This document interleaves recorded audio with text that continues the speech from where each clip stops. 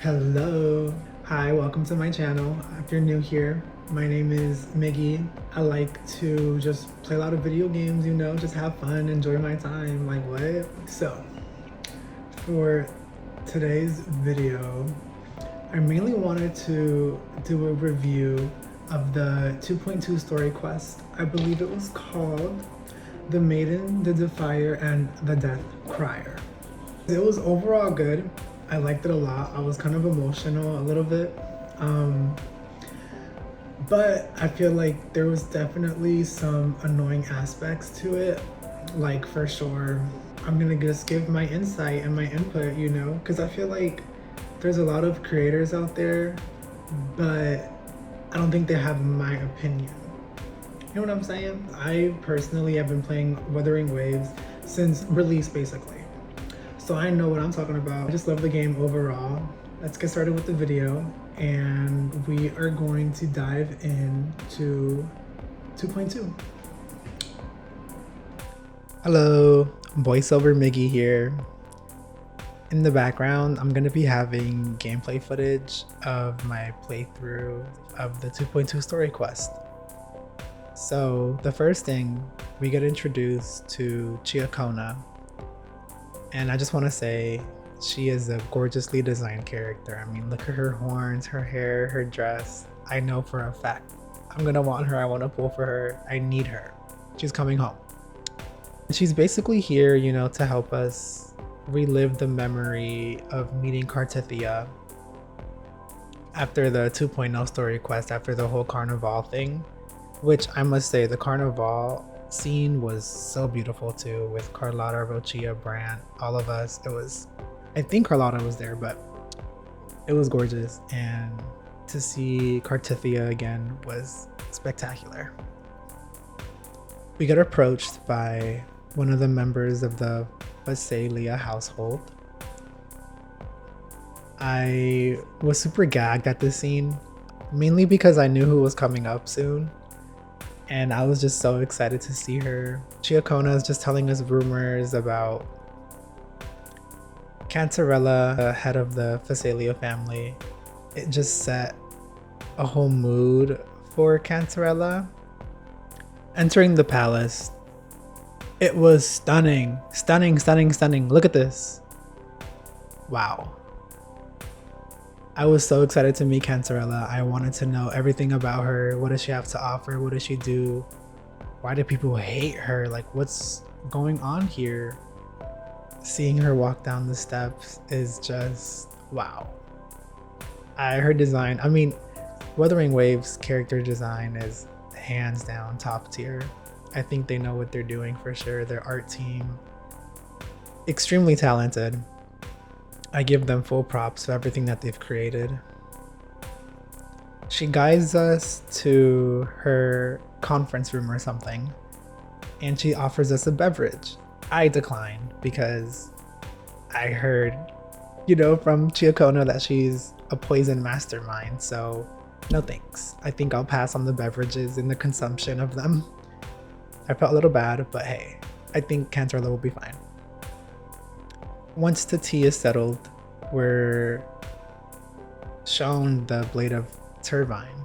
And of course, we resonate with it because Rover is just super mega powerful. This is what I really don't enjoy about the story. Just the general story quest. I understand, he's the main character and he's bound to be strong. But my main thing that bothers me about his strength is how everyone is so appreciative of it. How is no one threatened by it? He is extremely welcomed, and I think that's one of my personal dislikes of the entire story and just the whole story of Wuthering Waves. It never seems like there's actual conflict, or more I should say, conflict that Rover can't handle. Because I want to actually struggle. It seems as if he can defeat anything in this world, and there's no fun in that, I would say. Being here felt as if I was in heaven. It was so beautiful. The gravity mechanic was amazing. From this point on, it's very straightforward. We have to solve puzzles, find all the blades, release all the shackles, burn all the vines. It's very straightforward puzzle solving. I liked it. It didn't feel too repetitive. Fighting Kadanto was super annoying. Wouldn't do it again. He was relentless. He was here to protect, defend. He was gonna stand his ground. And you know what? I appreciate him for that.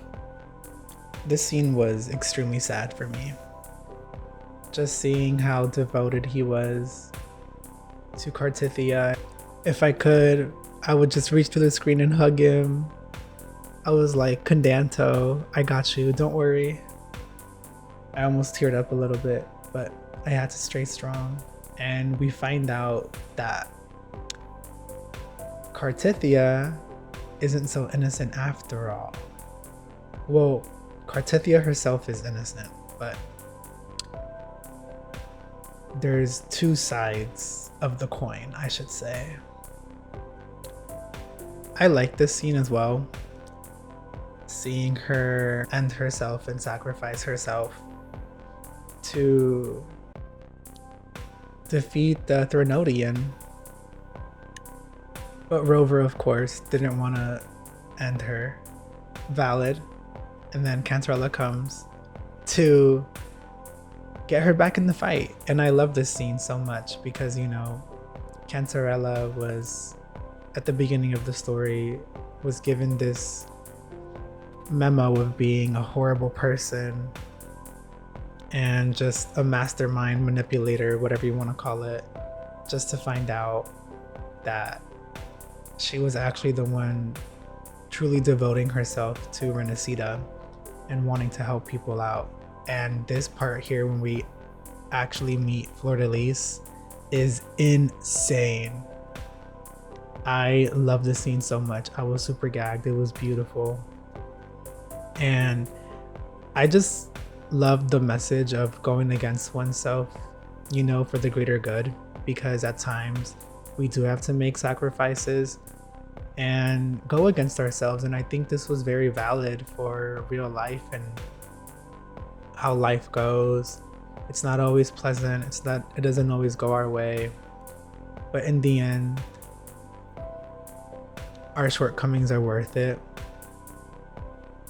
You know, it's kind of rebirth in a way. We suffer, then we heal. Very much similar to kind of what Friedrich Nietzsche, I believe Friedrich Nietzsche, what he says in his theory, that in order for growth, there must be suffering. It resembles that, basically.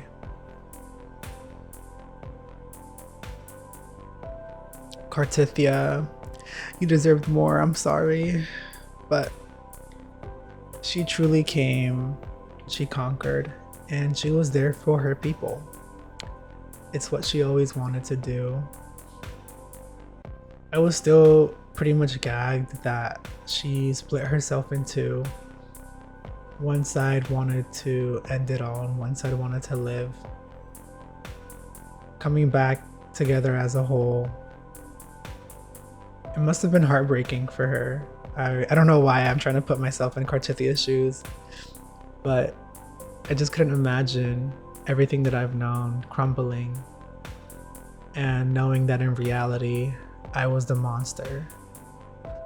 I think that would break anyone's heart. But usually we must suffer the consequences of our own actions. We're both yin and yang. We have light and dark in us. And to try to separate the two was one of Cartithia's downfalls, because she neglected her shadow side. She tried to act as if that wasn't a part of her. We reach the end of the 2.2 story quest once we meet the Imperator. Overall, I did enjoy the story. I enjoyed how they introduced Cantarella as a villain, only for her to be redeemed as the true hero, I would say. She was constantly looking for a way to help the Sentinel, help the Imperator. She was hidden most of the time because she had lots of work to do, lots of discovery. The narrative of Cantarella also shines a light on how cruel human and societies can be towards people that are outcasted, because that's basically what happened to her.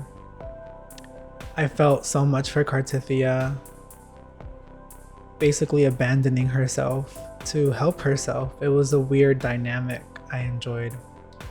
The biggest thing I disliked is how Rover is too appreciated, I would say.